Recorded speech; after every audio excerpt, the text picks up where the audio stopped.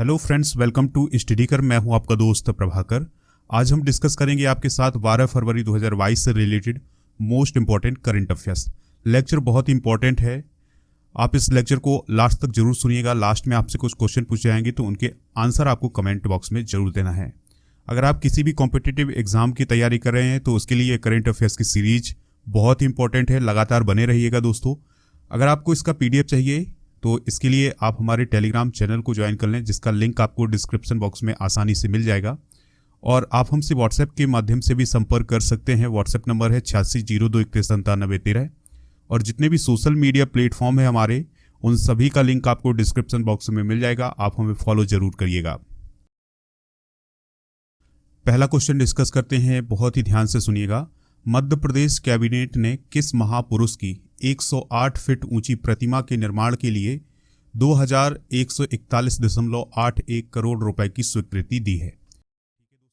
यानी 108 फीट की किस महापुरुष की प्रतिमा बनाई जाएगी मध्य प्रदेश में, जिसके लिए मध्य प्रदेश कैबिनेट ने 2141.81 करोड़ रुपए की स्वीकृति दी है? तो जवाब होगा दोस्तों इसका आदि शंकराचार्य। यानी मध्य प्रदेश में अब 108 फीट की आदि शंकराचार्य की मूर्ति बनाई जाएगी। अब ये कहाँ बनाई जाएगी दोस्तों, ध्यान से सुनिएगा। इस मूर्ति का निर्माण होगा ओमकारेश्वर में, और ओमकारेश्वर है मध्य प्रदेश के खंडवा डिस्ट्रिक्ट में। इसके अलावा दोस्तों शंकर संग्रहालय बनाया जाएगा और आचार्य शंकर अंतर्राष्ट्रीय अद्वैत वेदांत संस्थान की स्थापना भी की जाएगी। तो दोस्तों इन तीनों निर्माण के लिए 2141.81 करोड़ रुपए की स्वीकृति दी गई है। किसके द्वारा? मध्य प्रदेश सरकार के द्वारा। ठीक है दोस्तों, इससे पहले आप ध्यान से सुनिएगा, 216 फीट की रामानुजाचार्य की एक मूर्ति की स्थापना की गई है हैदराबाद में। याद रखिएगा कितने फीट की ये मूर्ति है? 216 फीट की। ठीक है, जिसका उद्घाटन हाल ही में प्राइम मिनिस्टर नरेंद्र मोदी जी ने किया है। तो ये इंपॉर्टेंट जानकारी है, नोट जरूर करिएगा। अगला प्रश्न है, ICC वनडे महिला प्लेयर बैटिंग रैंकिंग में किस खिलाड़ी को पहला स्थान मिला है? दोस्तों ICC ने वनडे महिला प्लेयर रैंकिंग जारी की है, जिसमें हमें बताना है कि बल्लेबाजों की रैंकिंग में पहला स्थान किसे प्राप्त हुआ है। तो आंसर है इसका एलिसा हेली को। किसे प्राप्त हुआ है दोस्तों? Alyssa Healy. जो एलिसा हेली हैं ये ऑस्ट्रेलिया की महिला क्रिकेटर हैं, और इनको जो फरवरी माह की रैंकिंग जारी की गई है उसमें पहला स्थान प्राप्त हुआ है। दूसरा स्थान प्राप्त हुआ है भारत की मिताली राज को। तीसरा स्थान प्राप्त हुआ है बेथ मूनी को, जो कि ऑस्ट्रेलिया की प्लेयर हैं। एमी सैटरबेट को चौथा स्थान प्राप्त हुआ है, जो कि ऑस्ट्रेलिया की हैं। और स्मृति मंधाना ये भारत की प्लेयर है, इन्हें 5वां स्थान प्राप्त हुआ है। ठीक है दोस्तों, ICC की बात आई है तो ICC का जो फुल फॉर्म होता है वो होता है इंटरनेशनल क्रिकेट काउंसिल। ठीक है, और इसके जो अध्यक्ष हैं वो कौन है? ग्रेग वार्कले। याद रखिएगा, ग्रेग वार्कले इसके अध्यक्ष हैं। और इसके CEO कौन है? याद रखना है आपको, जियोफ एलार्डिस। कौन है दोस्तों? जियोफ एलार्डिस। अगला प्रश्न है, IPL यानी इंडियन प्रीमियर लीग की टीम है पंजाब किंग्स। तो इसके किस बैटिंग कोच ने अपने पद से इस्तीफा दे दिया है? यानी जो IPL की टीम है पंजाब किंग्स, उसके किस बैटिंग कोच ने अपने पद से इस्तीफा दिया है? उनका नाम क्या है? आंसर होगा वसीम जाफर। यानी वसीम जाफर ने IPL की टीम पंजाब किंग्स के कोच के पद से इस्तीफा दे दिया है। ठीक है दोस्तों, उन्होंने 2019 में पंजाब किंग्स के साथ एक करार किया था, यानी पंजाब किंग्स के साथ वो जुड़े थे। और पंजाब किंग्स के जो मुख्य कोच हैं वो है कौन? अनिल कुंबले। तो उन्हीं के सहयोग से ये बल्लेबाजी कोच बने हुए थे। दोस्तों अगर हम वसीम जाफर की बात करें तो इन्होंने 150 रणजी मैच खेलने का कारनामा किया है, जो कि भारत के पहले खिलाड़ी हैं जिन्होंने 150 रणजी मैच खेले हैं। ठीक है, इसके बाद वो पंजाब की टीम से जुड़ गए थे। अगला प्रश्न है, विश्व यूनानी दिवस यानी वर्ल्ड यूनानी डे किस दिन मनाया जाता है? तो विश्व यूनानी दिवस मनाया जाता है दोस्तों हर साल 11 फरवरी को। कब मनाया जाता है? 11 फरवरी को। दोस्तों एक प्रसिद्ध भारतीय यूनानी चिकित्सक थे जिनका नाम था हकीम अजमल खान। तो उनकी जयंती को चिन्हित करने के लिए, यानी उनकी जयंती मनाने के लिए हर साल विश्व यूनानी दिवस मनाया जाता है। पहला यूनानी दिवस मनाया गया था 2017 में। किसके द्वारा? सेंट्रल रिसर्च इंस्टीट्यूट ऑफ यूनानी मेडिसिन हैदराबाद के द्वारा। तो याद रखना है कि पहला जो यूनानी दिवस है ये 2017 में मनाया गया था। भारत की एक संस्था है जिसका नाम है सेंट्रल रिसर्च इंस्टीट्यूट ऑफ यूनानी मेडिसिन। इसका मुख्य उद्देश्य है निवारक और उपचारात्मक दृष्टिकोण के जरिए यूनानी चिकित्सा पद्धति की मदद से स्वास्थ्य देखभाल सेवा मुहैया कराने के बारे में जागरूकता फैलाना। यानी जो यूनानी चिकित्सा पद्धति है उसके माध्यम से लोगों में जागरूकता फैलाना इस दिवस का मुख्य उद्देश्य है। लेकिन आपको ये जरूर याद रखना है कि ये पहली बार 2017 में मनाया गया था और किसकी याद में मनाया जाता है? भारतीय यूनानी चिकित्सक हकीम अजमल खान की याद में। नेक्स्ट क्वेश्चन है दोस्तों, ध्यान से सुनिएगा। किस राज्य सरकार ने हाल ही में गैर कानूनी धर्मांतरण रोकथाम विधेयक 2022 को मंजूरी दे दी है? तो आंसर होगा इसका हरियाणा सरकार। यानी हरियाणा सरकार के द्वारा गैर कानूनी धर्मांतरण रोकथाम विधेयक 2022 को मंजूरी दे दी है। यानी अब हरियाणा में गैर कानूनी तरीके से धर्मांतरण कराना एक अपराध माना जाएगा। ठीक है दोस्तों, याद रखिएगा। इस प्रकार के कानून दोस्तों मध्य प्रदेश, उड़ीसा, झारखंड ऐसे राज्यों में आ चुके हैं, तो इसी श्रेणी में हरियाणा में भी लागू किया गया है। दोस्तों बात आई है हरियाणा की, तो यहाँ के चीफ मिनिस्टर कौन है?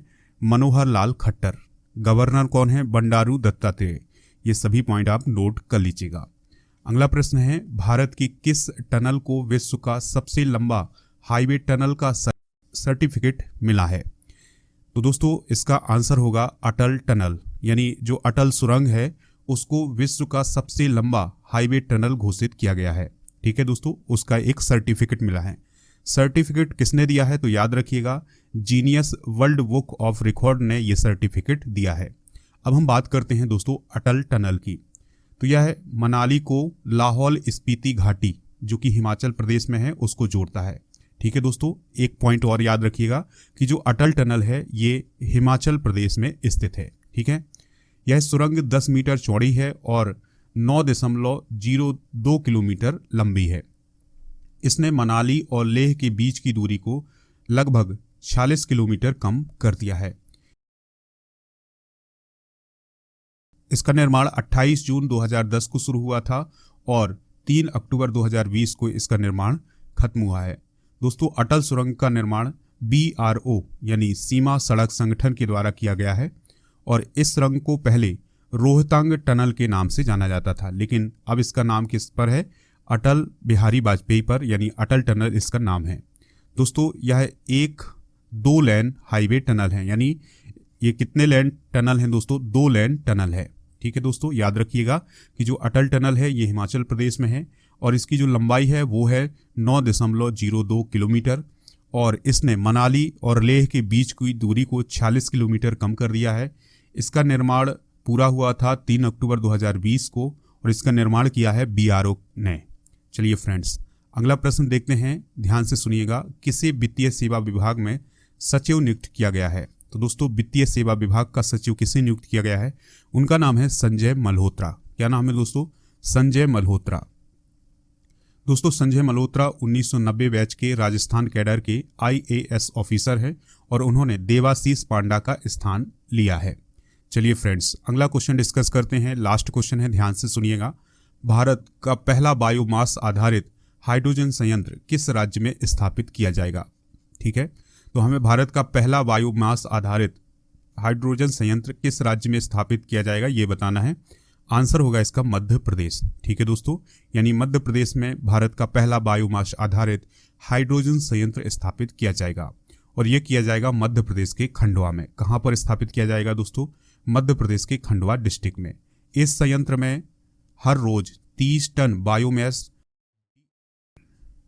फीड स्टॉक से 1 टन हाइड्रोजन का उत्पादन किया जाएगा। यानी जो हाइड्रोजन है एक फ्यूल के रूप में काम करता है, ईंधन के रूप में काम करता है। तो दोस्तों यहाँ पर हर दिन 1 टन हाइड्रोजन का उत्पादन किया जाएगा। इस संयंत्र के लिए 24 करोड़ रुपए का निवेश किया जा रहा है। तो ये सभी पॉइंट आप नोट कर लें।